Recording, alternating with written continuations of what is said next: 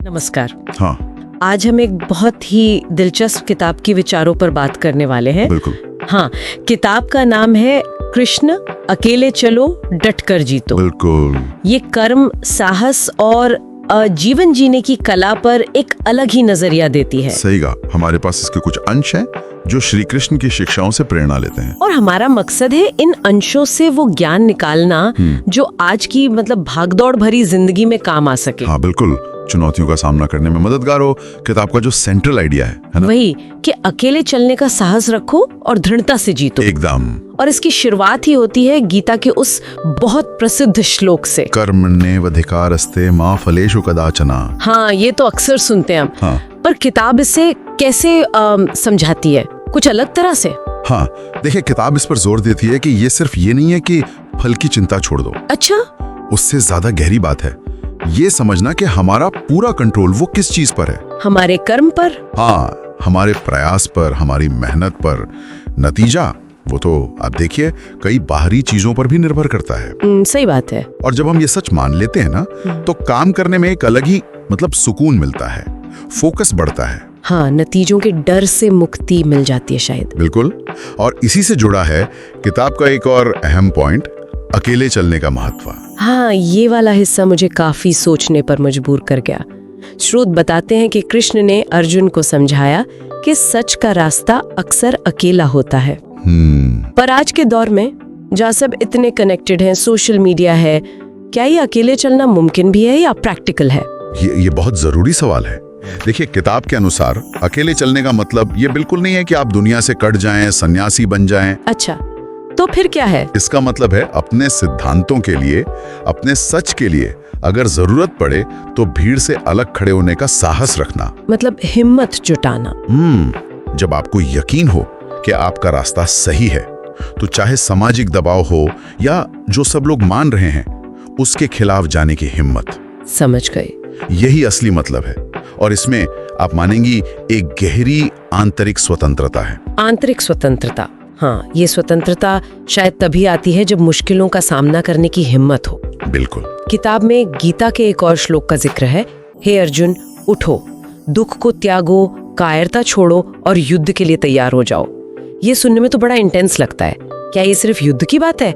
नहीं, किताब इसे जीवन के हर संघर्ष के लिए एक मेटाफर, एक रूपक की तरह देखती है। अच्छा, हर संघर्ष के लिए? हाँ, ये कायरता को नकारने का संदेश है।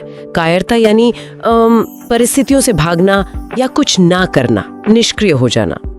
कृष्णा का आह्वान है कि चुनौतियों को स्वीकार करो, डर को समझो पर उसे हावी मत होने दो। तो डट कर जीतो का मतलब है एक्टिव होकर मुकाबला करना, एकदम दृढ़ता से। और इस मुकाबले के लिए या उस अकेले रास्ते पर टिके रहने के लिए सबसे ज्यादा जरूरत शायद आत्मविश्वास की पड़ती होगी। बिल्कुल सही। गीता में भी कहा है, जो मनुष्य अपने आप को ही अपना मित्र बनाता है वही सच्चा विजेता है। इस पर किताब क्या कहती है? किताब इसे बहुत खूबसूरती से जोड़ती है। देखिए, जब आप बाहरी बातों पर नहीं बल्कि अपने विवेक, अपने सच पर भरोसा करते हैं, मतलब अकेले चलते हैं, तो आपका सबसे बड़ा साथी कौन होता है? आप खुद। हाँ, आप खुद। आत्मसंदेह यानी सेल्फ डाउट वही हमें कायर बनाता है, या फिर हम दूसरों की राय पर निर्भर हो जाते हैं। सही। तो खुद का मित्र बनने का मतलब है अपनी ताकत को पहचानना, हाँ, अपनी कमजोरियों को भी मानना, लेकिन फिर भी खुद पर अटूट विश्वास रखना। और यही विश्वास फिर लड़ने की ताकत देता है। वही आत्मविश्वास संघर्ष में टिके रहने की ऊर्जा देता है। तो ये सारे सूत्र, कर्म पर फोकस रखना, अकेले चलने का साहस, संघर्ष से भागना नहीं और आत्मविश्वास, ये सब तो आपस में काफी जुड़े हुए लगते हैं। हाँ बिल्कुल, एक चेन की तरह है। और इन सब के साथ फिर वो निष्काम कर्म का सिद्धांत, वो कैसे फिट होता है? फल की चिंता ना करना, क्या ये वाकई में प्रैक्टिकल है? लोग कहेंगे बिना लक्ष्य की कैसे काम करें? अच्छा सवाल है।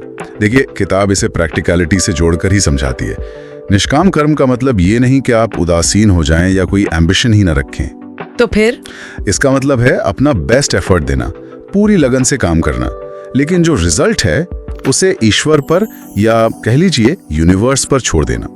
किताब का तर्क ये है कि जब हम रिजल्ट से बहुत ज्यादा अटैच हो जाते हैं तो डर और चिंता हमारे काम को, हमारी परफॉर्मेंस को खराब कर देते हैं। हाँ, ये तो होता है, प्रेशर आ जाता है। बिल्कुल। निष्काम भाव से कर्म करने पर हम प्रोसेस को एंजॉय कर पाते हैं और अक्सर नतीजे भी बेहतर आते हैं, क्योंकि हमारा पूरा ध्यान सिर्फ काम की क्वालिटी पर होता है। वाह, ये तो बहुत गहरा दृष्टिकोण है। तो अगर हम इन सभी अंशों से जो सीखा उसे समेटें तो क्या मुख्य बातें निकल कर आती हैं? देखिए, मुख्य बात यह है कि जीवन में अगर सही रास्ते पर चलना है तो अक्सर अकेले खड़े होने का साहस चाहिए होगा। हाँ। और इस रास्ते में मुश्किलें आएंगी, संघर्ष होंगे। उनका सामना कायरता से नहीं बल्कि डटकर करना होगा, दृढ़ संकल्प से। बिल्कुल। और इस संकल्प की नींव क्या है? आत्मविश्वास, खुद का सबसे अच्छा दोस्त बनना। सही।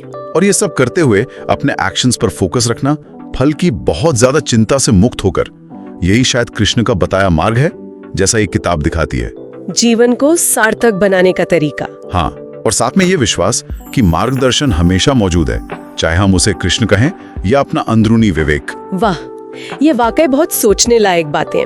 तो संक्षेप में कहें तो साहस, संघर्ष का सामना, आत्मविश्वास और निष्काम कर्म, ये वो स्तंभ हैं जिन पर एक उद्देश्यपूर्ण जीवन खड़ा हो सकता है। बिल्कुल। और जैसा कहा भी जाता है, हरि अनंत, हरि कथा अनंता। हाँ, कृष्ण की शिक्षाओं की गहराई तो अथाह है।